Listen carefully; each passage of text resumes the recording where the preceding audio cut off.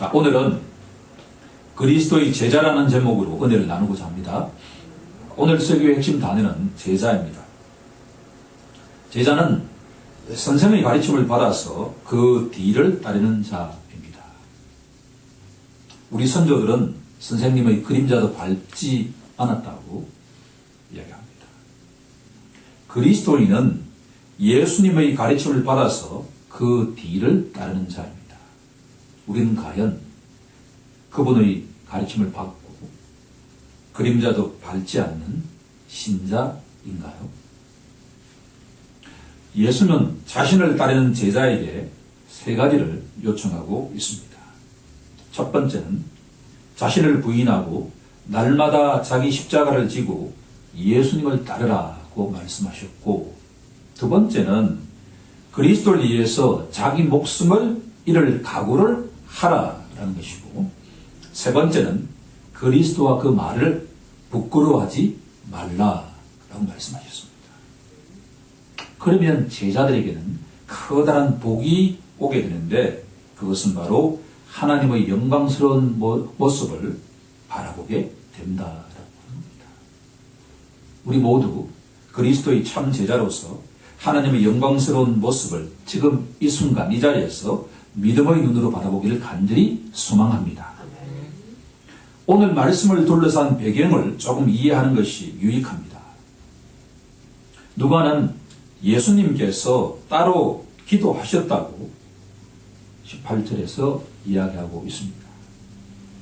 따로 기도하셨다는 것은 예수님이 개인적으로 기도하셨다는 것을 의미합니다. 예수님께서는 중요한 결정을 하실 때마다 기도하셨다고 누가복음은 증언합니다. 3장 21절에 가면 예수님께서 침례를 받으시고 기도하셨다고 증언하고, 6장 12절은 12 제자를 택하시기 전날 밤에도 산에 올라가셔서 기도하셨다고 증언합니다. 9장 28절은 예수님께서 영광스러운 모습으로 변화되시는 사건이 일어나기 전날 밤에도 주님은 베드로와 요한과 야고보를 데리시고 기도하러 산에 올라가셨습니다. 우리도 예수님의 제자라면 예수님처럼 따로 시간을 내어서 하나님께 간절하게 기도하는 제자가 되길 간절히 소망합니다. 기도하신 예수님께서 제자들에게 이렇게 물으셨습니다. 무리가 나를 누구라고 하더나? 제자들이 이렇게 답변합니다. 더러는 침례자 요한, 더러는 엘리야, 더러는 옛 선지자 중 한 사람이 살아났다고 하더이다 라고 말입니다. 침례자 요한이 살아났다고 말하게 된 것은 헤롯 왕의 동생이 죽자 헤롯 왕은 동생 아내와 결혼을 하게 됩니다. 이 일을 본 침례자 요한은 헤롯 왕을 공개적으로 비판합니다. 이것을 마음에 담고 있던 헤롯 왕의 아내가 침례자 요한의 목을 요구하자 헤롯 왕이 그 청을 들어주었기 때문입니다. 헤롯 왕은 자신이 죽인 침례자 요한이 환생했다고 생각을 했기 때문입니다. 엘리야 선지자가 살아 돌아왔다고 말하게 된 것은 말라기 선지자의 예언이 성취되었다고 보았기 때문입니다. 말라기 선지자는 말라기 4장 5절에서 이렇게 예언했습니다. 여호와의 크고 두려운 날이 이르기 전에 내가 선지자 엘리야를 너에게 보내리라. 말라기 선지자가 예언한 엘리야는 사실은 알고 보면 침례자 요한이었는데 무리들은 당시에는 알지 못했습니다. 예수님께서 제자들에게 이렇게 질문하십니다. 그러면 너희는 나를 누구라고 생각하느냐? 이 질문은 오늘 이 시간 우리에게 동일하게 질문을 하고 계십니다. 여러분은 나를 누구라고 생각하느냐라고 말합니다. 시몬 베드로는 제자들을 대표해서 하나님의 그리스도십니다 라고 답했습니다. 우리는 과연 예수님이 누구라고 고백하겠습니까? 흥미로운 것은 베드로의 신앙 고백을 예수님께서 칭찬하지 않으시고 이 말을 아무에게도 말하지 말라고 경고하셨습니다. 여기서 우리는 중요한 질문을 던져보아야만 합니다. 왜 예수님께서는 자신이 메시아라고 하는 것을 비밀에 붙이라고 말씀하셨을까? 우리는 그 비밀을 22절에서 찾을 수가 있습니다. 인자가 고난을 받고 자기 백성으로부터 버림을 받고 죽임을 당하고 다시 살아나야 하리라 라고 증언하고 있기 때문입니다. 예수님 말씀의 요지는 자신이 영광스러운 모습을 드러내기 이전에 반드시 고난을 받으셔야 된다라고 하는 것을 말씀하고 계십니다. 여기서 우리는 유대인들의 메시아에 관한 문제가 있었다라고 하는 것을 알 수가 있습니다. 유대인들은 그 누구라도 다윗의 후손 메시아는 승리의 메시아라고 굳게 확신했습니다. 그것도 그럴 것이 유대인들이 가장 좋아하는 다윗 왕의 후손 메시아가 이 땅에 오시면 다윗이 이스라엘을 통일했던 것처럼 자신들을 로마의 압제로부터 완전하게 해방시켜줄 능력을 갖고 계신다라고 확신했기 때문입니다. 하지만 하나님이 보내신 메시아 곧 그리스도는 영광스러운 모습이 되기 이전에 반드시 십자가에서 피 흘리며 죽어야 했다라고 합니다.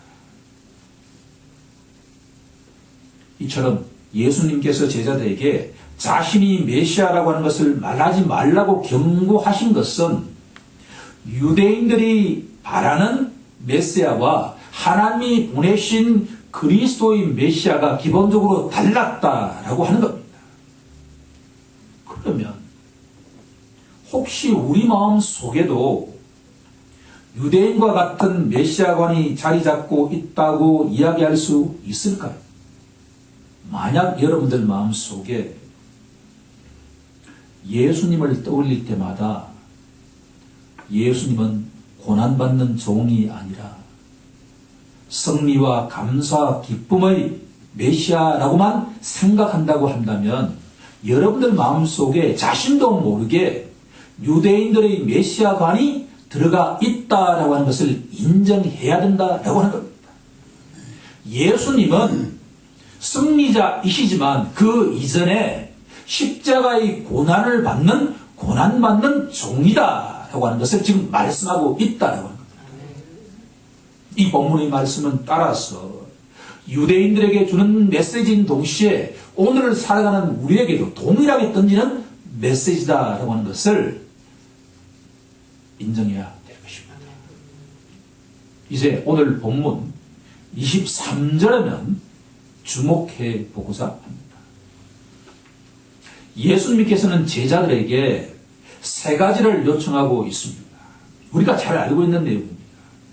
첫 번째는 자신을 부인하라라는 것이고, 두 번째는 날마다 자기 십자가를 지라라는 것이고, 마지막으로 예수님을 따르라라고 하는 겁니다.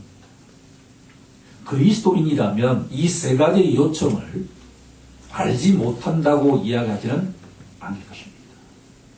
그런데 여기서 우리가 주목해야 될 것은 예수님께서 이 말씀을 하시기 전에 그날 전날 밤에 충분하게 기도하셨다라고 하는 것을 우리는 주목해 보아야만 합니다. 우린 주님의 말씀을 근성으로 듣게 되면 거기에 영적 의미를 정확하게 파악할 수가 없다라고 하는 겁니다. 우리는 이 말씀을 들을 때 기도하는 마음으로 성령께서 이 말씀의 참된 의미가 무엇인지를 깨닫게 하고 우리 마음판 깊이 새겨달라고 기도하는 마음으로 이 말씀을 들어야 된다라고 하는 겁니다. 예수님께서는 우선적으로 자신을 부인하라고 말씀하십니다. 도대체 자신을 부인한다는 것이 무엇을 의미할까라고 질문한다면 우리가 분명하게 답하기 어렵다라고 하는 것을 시인하지 않을 수가 없습니다. 저는 이 시간 두 가지의 의미를 함께 나누고자 합니다. 첫 번째로 자신을 부인하라는 것은 자신이 무력한 존재다라고 하는 것을 인정하라라고 하는 겁니다. 유대인들은 우리가 잘 알고 있는 것처럼 하나님이 주신 율법을 맡은 자라는 자부심을 갖고 있었습니다. 사도 바울이 로마서 3장 1절에서 고백했던 것처럼 유대인의 나음이 무엇이냐라고 질문합니다. 우선은 그들이 하나님의 말씀을 맡았다라고 답하고 있습니다. 예, 그렇습니다. 유대인들은 이 세상 민족 가운데 유일하게 하나님의 말씀인 율법을 맡은 자입니다. 그러나 사도 바울이 지적한 것처럼 유대인들은 하나님을 향한 열심은 있었지만 올바른 지식을 따르지는 않았다라고 정리할 수가 있습니다. 왜냐하면 율법을 맡은 유대인들은 자기 힘으로 율법을 지키며 살고자 했습니다. 더구나 유대인들은 율법을 행함으로 구원을 얻고자 했다. 그래서 너무나 우리에게 중요한 기점입니다. 그러나 사도 바울이 지속적으로 선포하는 것은 율법을 행함으로 구원을 받을 사람은 이 세상에 한 사람도 없다라고 하는 겁니다. 율법은 죄를 깨닫게 하는 것이고 그리스도 앞으로 데리고 가는 몽학선생이다라고 하는 것을 사도 바울은 우리에게 반복적으로 선포하고 있습니다. 결국 예수님께서 제자들에게 자신을 부인하라라고 하는 첫 번째 의미는 행함으로 구원을 얻지 못한다라고 하는 것을 인정하라라고 하는 겁니다. 이럴 때 우리들은 주님의 기도하신 이 첫 요청사항은 바로 성경 66권의 가장 중요한 메시지를 우리에게 던지고 있다라고 하는 겁니다. 너희는 절대로 행함으로 구원을 얻지 못하는 무능력한 존재라고 하는 것을 인정하라. 자신을 부인하라는 말씀의 보다 중요한 두 번째 의미는 오직 하나님이 정하신 방식으로만 구원을 얻는다는 것을 인정하라라고 하는 겁니다. 로마서 3장 25절은 이렇게 증언합니다. 하나님이 이 예수의 피로써 믿음을 말미암는 화목제물로 채우셨다라고 말합니다. 구원은 행위가 아닌 하나님의 전적인 은혜로 받는 선물입니다. 의로우신 하나님께서는 자신의 독생자 예수 그리스도가 화목제물이 되시는 방편을 통해서 구원을 선물로 주셨습니다. 결국 자신을 부인하라는 말씀은 자기 힘으로 구원을 달성할 수 없다는 연약하고 무력한 존재라는 것을 인정하라는 것이고 예수 그리스도의 십자가 보혈을 통해서만 구원을 받을 수 있다라는 것을 인정하라라고 하는 것입니다. 어떻게 보면 예수님께서 제자들에게 요청하시는 자신을 부인하라는 이 말씀 속에 복음의 핵심 메시지가 다 들어가 있다 해도 과언이 아니다라고 하는 겁니다. 우리 모두 자신의 연약함과 무력함을 인정하고 십자가 보혈을 의지하여 구원을 얻는 자가 되길 간절히 소망합니다. 두 번째로 예수님께서 요청하신 것은 자기 십자가를 지되 날마다 지라라고 합니다. 누가복음은 다른 복음서에 비교해서 날마다라고 하는 단어를 하나 넣었습니다. 이 단어 하나가 우리에게 너무나 제자들의 모습이 어떻게 되어야 하는 방향을 정확하게 알려주고 있습니다. 제자들은 자신의 연약함을 고백한 이후에 자신의 십자가를 지되 날마다 지는 자가 제자들입니다.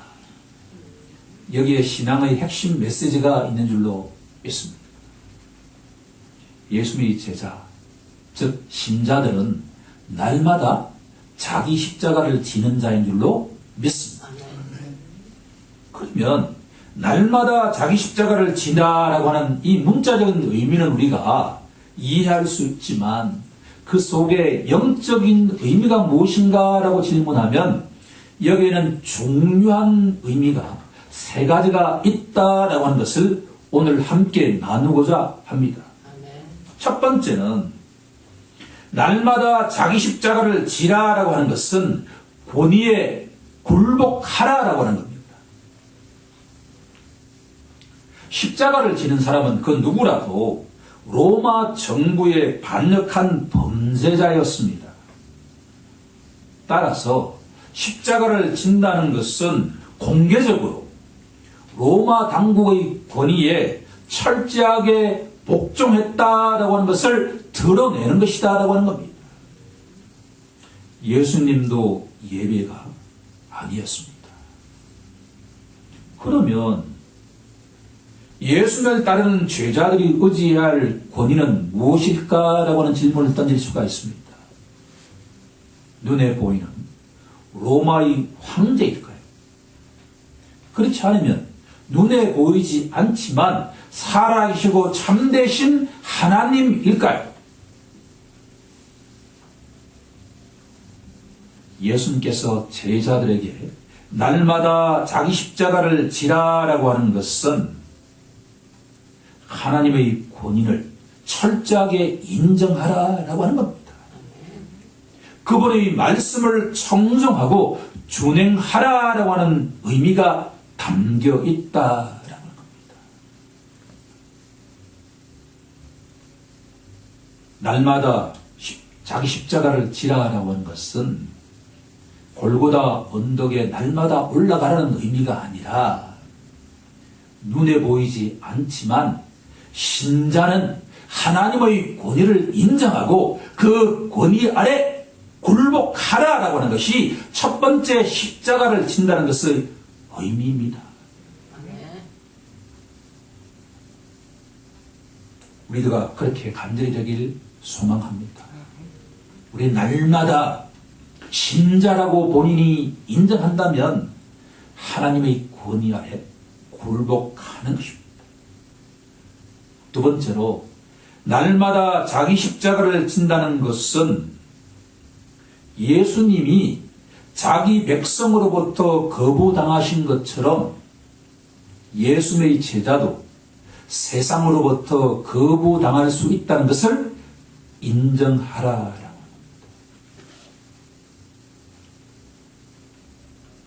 우리가 예수님을 믿고서 성경 말씀대로 살고자 하면 할수록 세상 사람들 눈에 점점 이상하게 보이지 않을 수가 없습니다.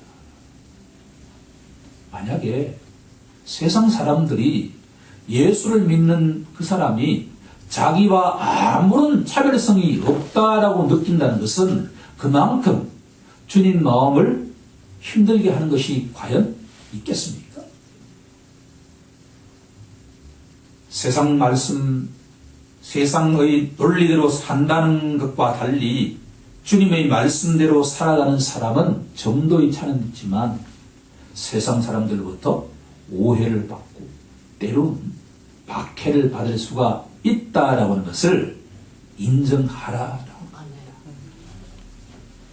우리 모두 세상으로부터 오해와 박해를 받을 때 어떻게 보면 우리는 즐거워해야 될지도 모르겠습니다.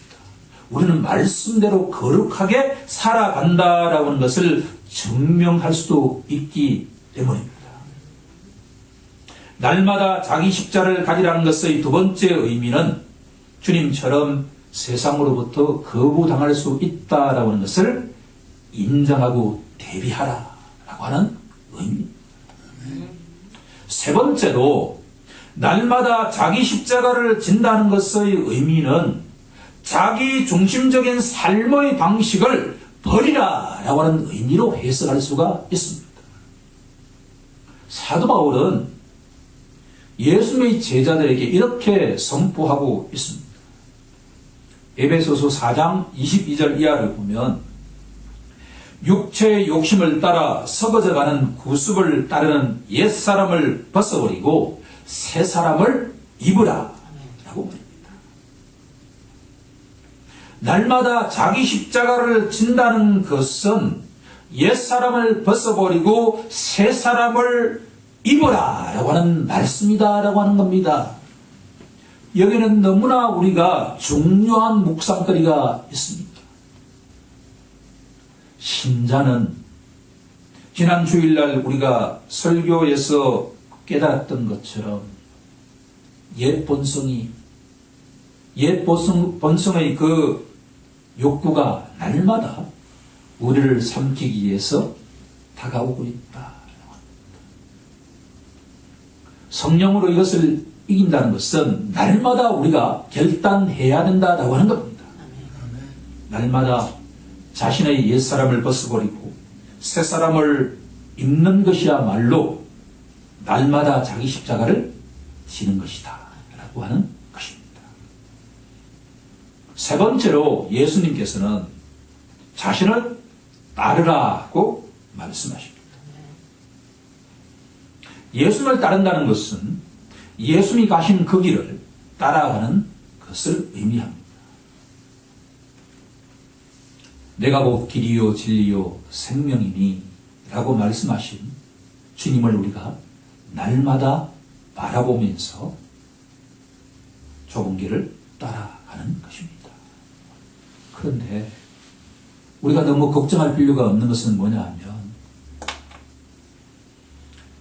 예수를 따르는 것은 첫 번째 요구사항과 두 번째 요구사항을 잘하면 자기도 모르게 주님 가신 그 길을 따라간다라고 하는 것입니다. 여기에 소망이 있습니다. 결국 예수를 따르기 위해서는 우리가 두 가지를 해야 되는데 그것은 날마다 자신을 부인하라는 것이고 또 자기 십자가를 지라는 것입니다. 이제 말씀을 정리해 보고자 합니다.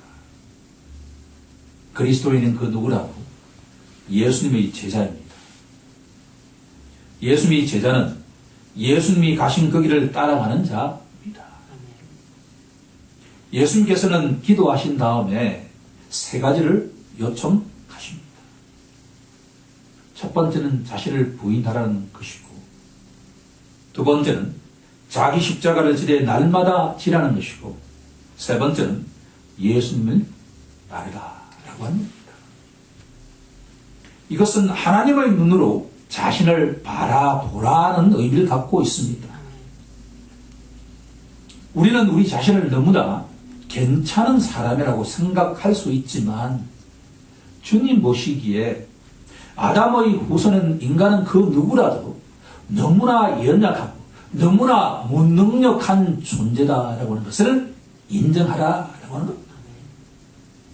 구원은 우리가 어떤 거룩하고 의로운 행위를 했기 때문에 말을 했기 때문에 주어지는 것이 아니라 믿음으로 말미암는 하나님의 전적인 은혜이고 선물이다라고 하는 것을 인정하라라고 하는 겁니다.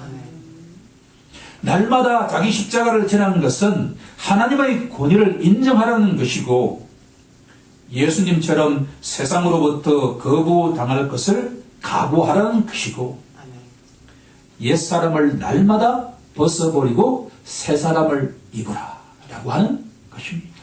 아멘. 어떻게 보면 오늘 이 말씀은 복음의 모든 메시지가 이 속에 다 담겨 있다라고 하는 것을 새롭게 깨닫게 해주신 하나님을 경배하고 찬송하지 않을 수가 없습니다. 아무쪼록 우리 모두 예수님처럼 기도하면서 주님 말씀을 청정하고 준행하는 자가 되길 우리 주 예수 그리스도 이름으로 간절히 축원하옵나이다. 아멘.